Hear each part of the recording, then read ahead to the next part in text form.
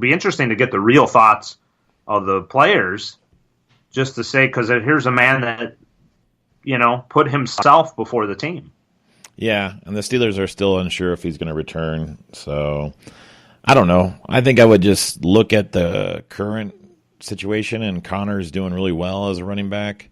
And his stats alone are probably a lot better, and he's running a lot harder, and he's running with a purpose.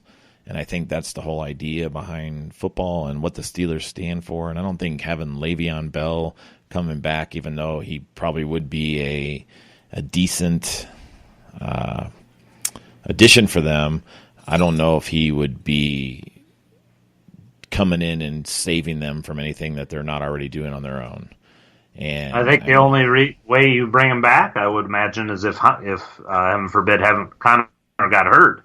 Now you have an ace in the hole, basically. But as of right now, I'd be like, yeah, enjoy sitting at home. I mean, Connor right now is running for 599 yards. He's got 4.7 average, and he's got 9 TDs under his belt, and he's only at 127 attempts of running. So I look at that and I say, man, that guy's a hard runner.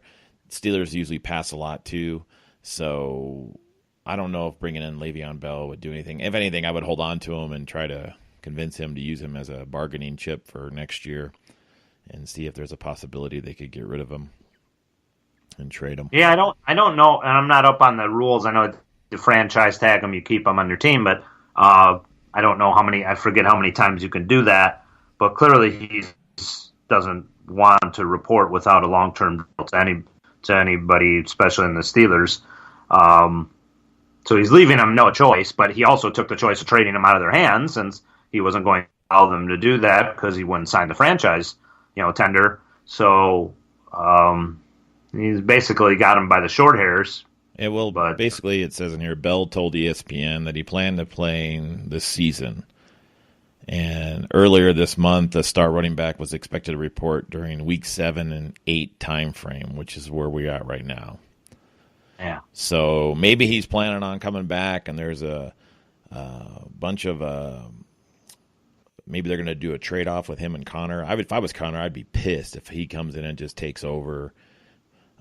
But that's just my opinion. If I was a coach of that team, I would look at it that way, that someone chose to hang around and be detrimental to the team and not try to give us like some kind of opportunity to be better than what we are. But I don't think the Steelers are doing all that bad. And honestly, they're looking pretty decent, even though they started off tying with the Browns. I mean, the Steelers are coming on strong, and I think they have an opportunity to play well and finish the season strong. I haven't looked at their standings, but I'm pretty sure they're in a winning brackets, aren't they? Yeah, they've won their games. I mean, on the backs of Connor. I know Brown is started slow because I've followed Schuster closely because I've had him in fantasy, and he started strong too. But then Brown has took back over as the main receiving threat. But Connor has done it all. I mean, so it's kind of hard to brush that aside. This man who is going to be there, or Bell is not. Clearly, he's not going to be with this franchise for long. But he, to not vilify him completely, I get where he's coming from. And if you're in his shoes, you're approaching there's no guarantees in football. You can be injured on your game back. Your career could be over. I get that. I know it's not what Steelers fans want to hear or whatever, or anybody who drafted him first or second overall, like one of the gentlemen in our leagues. That aside, that goofiness aside, this is a man who wants to be in control of his own destiny. He wants to sign that long-term deal, get his guaranteed money, and play for another franchise, clearly, because he doesn't want to play for the Steelers anymore, it looks like.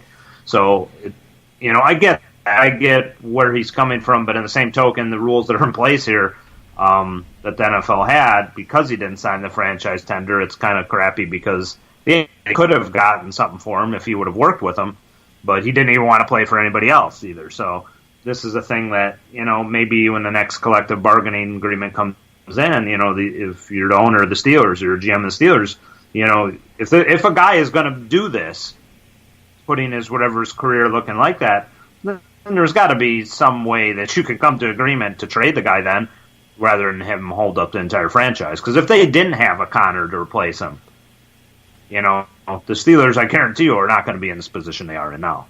they wouldn't be playing winning football. Let's put it that way. Yeah. Yeah.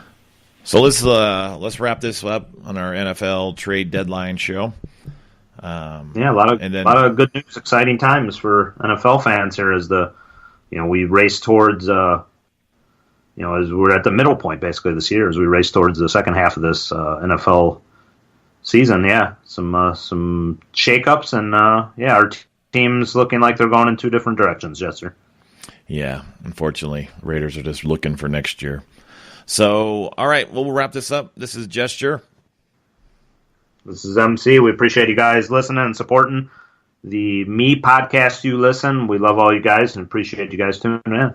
Yeah, hang in with us as we keep working out this audio board and everything else we do, and as we continue to build on subjects. We'd like it if you reach us on Facebook or on Instagram, or send us look for us now on iTunes coming up, and also on Twitter.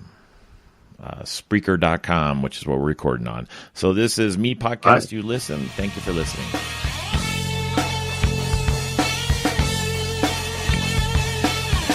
Thank you for listening to Me Podcast. You listen with MC and Jester.